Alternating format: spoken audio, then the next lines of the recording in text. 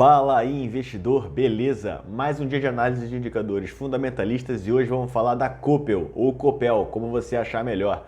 Empresa do setor de elétrica, que vem sendo uma das queridinhas dos investidores nos últimos momentos. Então fica aí, vamos para a análise sem enrolação.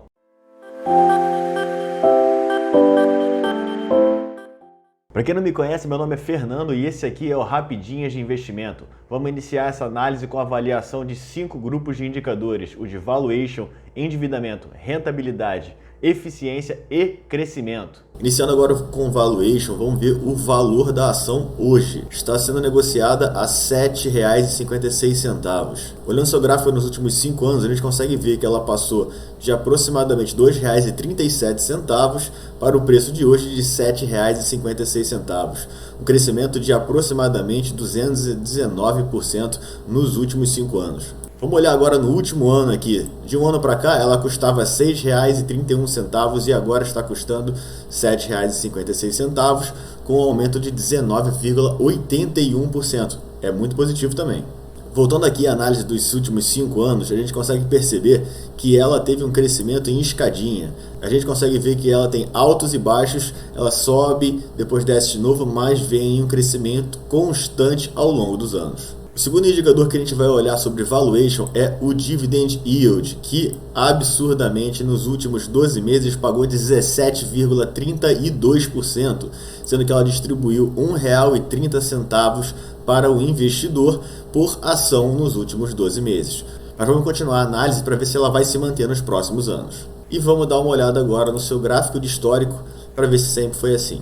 Olhando rapidamente, a gente consegue perceber que ela tinha uma constância em aproximadamente 5, 4% ao ano. E no ano de 2020, ela teve um crescimento absurdo, passando uma distribuição de 20,33%. De 2021 para cá, ela teve já uma queda de aproximadamente 3% em sua distribuição. Isso nos mostra que é possível que no ano de 2020 e 2021 houve um lucro não recorrente, fazendo com que a empresa consiga juntar mais dinheiro e distribuir ao seu acionista. Mas é claro que a gente tem que avaliar se os próximos anos vão ser de queda no indicador ou de alta. E como sempre fazemos, analisamos a média do indicador, ou seja, sua média histórica de distribuição é de 7,41, mesmo sendo puxado para cima com esses 2 últimos anos. Então a tendência é que esse dividendo caia. Vamos dar uma olhada agora no gráfico de distribuição de dividendos da Copel. A gente consegue reparar que no ano de 2008 ela distribuiu 10 centavos por ação e no ano de 2020 ela distribuiu 31 centavos por ação. Agora, conseguimos ver que é uma discrepância muito grande. O ano de 2021 ela distribuiu R$ 1,30 em dividendos e juros sobre capital próprio, ou seja, R$ 1 a mais do que o ano anterior. A gente consegue ver que havia um crescimento na distribuição de dividendos, mas que de 2020 para 2021 foi um salto muito grande, o que não nos confirma que esse crescimento será contínuo. Outro indicador importante relacionado ao dividendo é o Dividend Payout, que é quantos por cento dos lucros da empresa são distribuídos aos acionistas por meio de juros sobre capital próprio e dividendos. O ideal desse indicador é que ele seja abaixo de 100%, que o ideal é que as empresas não distribuam mais do que elas lucram. Se a gente reparar aqui no gráfico, as maiores distribuições foram em 2016 e 2020, sendo que em 2016 ela distribuiu 56,51% dos seus lucros e em 2020 distribuiu 64,68% dos seus lucros. A gente consegue ver que a sua média de payout é de 41,61%, o que é muito positivo, ou seja, sobra aproximadamente 60% dos seus lucros para reinvestimento interno. O segundo indicador que falaremos de valuation é o P sobre L, que é uma relação clara entre o preço da ação e o lucro da empresa. Ela indica mais ou menos em quantos anos a empresa retornará em lucros o que nós investimos na empresa hoje. Sabendo que o ideal é que o P sobre L seja menor do que 15, hoje em 4,18 considera-se um P sobre L bem baixo, ou seja, a ação estaria hoje barata com relação ao seu lucro. Mas vamos dar uma olhada no seu gráfico para saber se sempre foi assim. Bom, no seu gráfico a gente consegue ver que o P sobre L da Copel vem caindo bastante nos últimos anos, indicando que a empresa tem ficado cada vez mais barata com relação ao seu lucro. Se compararmos o indicador atual de 4,18 com a sua média histórica de 7,21, indica que hoje está sendo negociado mais barato do que a sua média com relação ao seu lucro. O terceiro indicador de valuation que vamos falar é o P sobre VP, que é uma relação entre o preço da ação atual e o seu valor patrimonial. O ideal é que esse indicador seja menor do que 1,5. Hoje, em 0,93 é considerado um P sobre VP barato. Estando abaixo de 1, significa que a ação está sendo negociada abaixo do seu valor patrimonial. Ou seja, se as ações da empresa forem liquidadas hoje e distribuídas aos seus acionistas, eles receberiam mais dinheiro do que valem as próprias ações. Vamos dar uma olhada agora no seu gráfico de histórico. Se olharmos aqui, desde 2015, a gente consegue ver que o indicador vem crescendo. Ou seja, a relação entre o preço da ação e o seu valor patrimonial vem subindo. A ação está ficando cada vez mais cara. Mas se avaliarmos a sua média histórica, que é de 0,73, percebemos que em grande parte dos momentos a ação foi negociada abaixo do seu valor patrimonial, sendo que somente nos anos de 2019 e 2020 a ação foi negociada acima do seu valor patrimonial. Com isso, a gente consegue perceber que a ação hoje a 0,93 está sendo negociada acima da sua média histórica, que é de 0,73. Ou seja, comparado com a sua média histórica, ela está sendo considerada uma ação cara. Mas sendo comparada com a média das outras ações, ela é uma ação barata. Isso com relação ao valor patrimonial da empresa. Vamos iniciar agora os indicadores de endividamento, começando aqui com o nosso querido indicador dívida líquida sobre patrimônio líquido, que é uma relação da dívida da empresa com o patrimônio da empresa. O ideal é que esse indicador seja menor do que 1. Em 0,38 hoje, indica que a empresa tem bastante controle sobre sua dívida, indicando que a dívida líquida da empresa representa somente 38% do valor do patrimônio líquido da empresa. Mesmo assim, vamos dar uma olhada no gráfico para saber se sempre foi assim. Dando uma olhada no gráfico, a gente consegue ver que desde 2010 até 2018, a relação entre a dívida da empresa e o seu patrimônio vem aumentando, o que é um ponto negativo. Mas a gente consegue ver também que de 2018 até 2020 houve uma queda e uma estabilização a partir daí, que indica para a gente que a dívida da empresa voltou a ser controlada. E mesmo analisando essa grande subida, a gente ainda avalia que a ação está com sua dívida bastante controlada. Se nós avaliarmos hoje em 0,38 e compararmos com a sua média histórica de 0,29, reparamos que hoje a dívida está acima da sua média. Mas devemos avaliar os próximos anos para saber se essa relação entre o patrimônio e a dívida vai aumentar ou diminuir. O próximo indicador que falaremos é a dívida líquida sobre EBIT, que indica para a gente em mais ou menos quantos anos a empresa conseguiria pagar a sua dívida se ela usasse o EBIT inteiro para o pagamento. Lembrando que o EBIT são os lucros da empresa antes que sejam pagos os juros das dívidas e os seus impostos. O ideal desse indicador é que ele seja menor do que 3, indicando que a empresa conseguiria pagar as suas dívidas em até 3 anos. Hoje, em 1,53 significa que a empresa tem bastante controle sobre suas dívidas. Vamos dar uma olhada agora aqui no gráfico de seu histórico. Percebemos que, assim como no indicador anterior, houve um grande crescimento do indicador de 2010 até 2017, com uma queda e uma regularização posterior. Mas se a gente reparar nos anos de 2016, 2017 e 2018, a empresa teve um indicador acima de 3, o que seria um ponto negativo. Mas como hoje ela já está em patamares adequados, vamos avaliar os próximos anos. Comparando a sua média histórica de 1,84 com o valor atual de 1,53, percebemos que hoje o indicador está abaixo da sua média histórica, que é um ponto positivo. O próximo indicador que falaremos é o passivos sobre ativos, que é uma relação clara entre os passivos da empresa e os ativos da empresa. Se esse indicador estiver maior do que 1, indica que a empresa tem mais passivos do que ativos. Se for menor do que 1, indica que a empresa tem mais ativos do que passivos. Ou seja, hoje em 0,55, a empresa tem mais ativos do que passivos. E é claro, o ideal é que a empresa tenha um indicador menor do que 1. Isso aqui indica para a gente que os passivos da empresa representam aproximadamente 55% dos valores dos ativos da empresa. Vamos dar uma olhada agora no seu gráfico de histórico. Conseguimos perceber aqui que é um gráfico de subida constante, mas com um crescimento bastante controlado, ainda não sendo um ponto crítico, mas que devemos ficar em observação, vendo que hoje o indicador está acima da sua média histórica, que é de 0,47.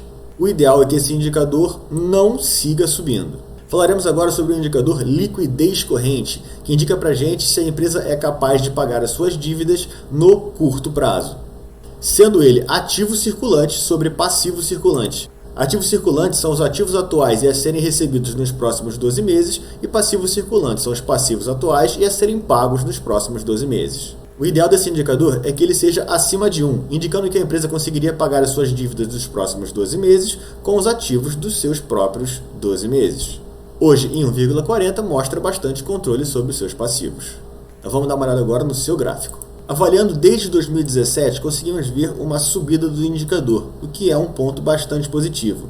Mas conseguimos reparar que no ano de 2017, a empresa apresentava um indicador em 0,93, indicando que a empresa tinha mais passivo circulante do que ativo circulante, o que era um ponto crítico. Porém, hoje, avaliando a questão, conseguimos ver que estamos num caminho muito positivo.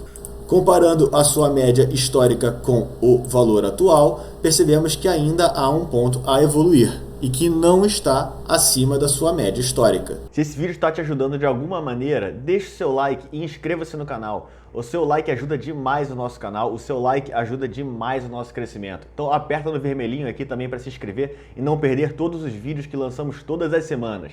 Vamos falar agora aqui dos indicadores de eficiência, começando com a margem EBIT, que é uma relação entre o EBIT da empresa e a sua receita inicial. O ideal é que o indicador seja acima de 10%. Hoje, em 22,71%, mostra bastante eficiência. Vamos dar uma olhada agora no seu gráfico de histórico. Se avaliarmos desde 2012 até o momento atual, percebemos uma crescente na sua eficiência. Comparando o valor atual de 22,71% com a sua média histórica, que é de 17,48%, percebemos que hoje o indicador está acima da sua média, que é um ponto excelente, mostrando crescimento da eficiência. O segundo indicador que falaremos é a margem líquida, queridinha de muitos dos investidores atualmente. Ela indica para a gente uma relação entre o lucro líquido da empresa e a receita inicial. Esse indicador tem também como ideal ser maior do que 10%. Em 20,65% apresenta uma margem líquida muito boa, bastante positivo. Mas como sempre, vamos dar uma avaliada no seu gráfico. A gente consegue ver aqui que de 2013 a 2016 houve uma queda na eficiência da empresa, mas que de lá para cá somente pontos positivos. Ou seja, temos como uma boa previsão a manutenção da eficiência da empresa.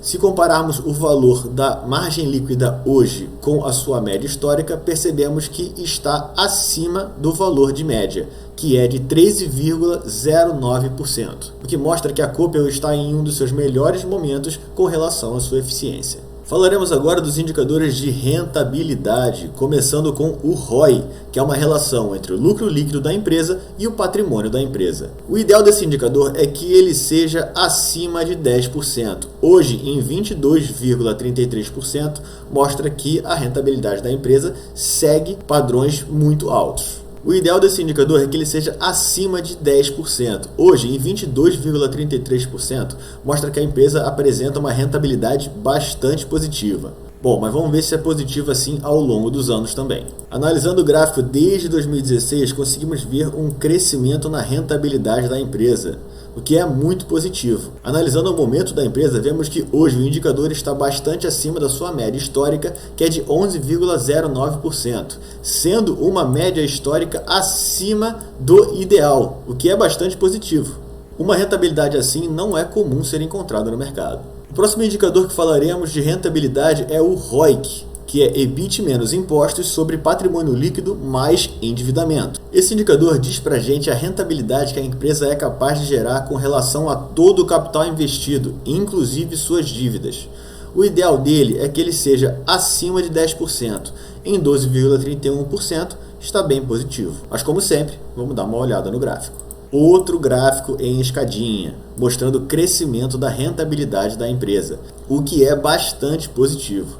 Comparando com a sua média histórica, hoje o indicador está com 12,31% e a sua média é de 7,53%, o que é bem legal, mostrando que a empresa hoje é mais rentável do que nos últimos anos. Os próximos indicadores que falaremos serão de crescimento, começando com o CAGR das receitas da empresa, que é uma média ponderada do crescimento das receitas dos últimos 5 anos. O ideal desse indicador é que ele seja acima de 5%, e hoje em 12,85% está bastante acima do ideal, que é muito positivo. Vamos dar uma olhada aqui no gráfico do indicador. Diferente dos gráficos anteriores que foram em escadinha, esse apresenta uma oscilação grande, mostrando que a média do crescimento das receitas varia bastante, tendo uma queda do crescimento até 2019 e uma subida do crescimento, um aumento do crescimento das receitas até 2021. Então vamos avaliar agora os próximos anos para ver se esse indicador sobe ou desce. Conseguimos perceber também que o indicador hoje está acima da sua média histórica, que é de 11,02%, que é uma média bastante elevada. Outro indicador que gostamos muito de avaliar sobre o crescimento é o CAGR dos lucros dos últimos 5 anos, que indica para a gente uma média ponderada do crescimento, só que não das receitas agora, dos lucros dos últimos 5 anos. O ideal é que ele seja acima de 5%. E olha só, estamos com 40,78% nesse indicador, que é um crescimento dos lucros exorbitante. Vamos dar uma analisada agora no gráfico. Olha, a gente consegue notar que desde 2016 até hoje, os lucros vêm crescendo bastante, tendo um salto de 2019 até 2021. O que vale uma análise futura é se houve grande lucro não recorrente, o que seria um ponto negativo para a empresa. O que temos que avaliar no futuro é se esse indicador continuará em subida, que é bastante difícil, se ele voltará aos padrões normais ou se ele continuará estável. Vale a análise. Bom, se você chegou até aqui é porque esse vídeo te ajudou, então deixe o seu like, inscreva-se aqui no canal, não perca todos os vídeos que nós lançamos todas as semanas. Também não se esqueça de se inscrever no nosso canal do Telegram para ter contato direto conosco. E deixe seu comentário aqui embaixo, seu comentário ajuda demais o nosso canal também. Então, diz pra gente o que você achou da nossa análise. Vamos posicionar agora a Copel no ranking das ações aqui do Rapidinhas de Investimento. Com relação ao valuation, eu considero os indicadores bastante atrativos. Porém, com relação à sua média histórica, temos que ficar um pouco atentos. Então, nesse caso, eu vou dar meia estrela. Com relação ao seu endividamento, os indicadores nos mostraram bastante controle das suas dívidas. Então, eu vou considerar uma estrela. Com relação aos indicadores de eficiência, a análise nos mostrou bastante positividade com relação ao crescimento dos indicadores, o que nos leva também a dar mais uma estrela, tendo um total agora de 2,5 estrelas.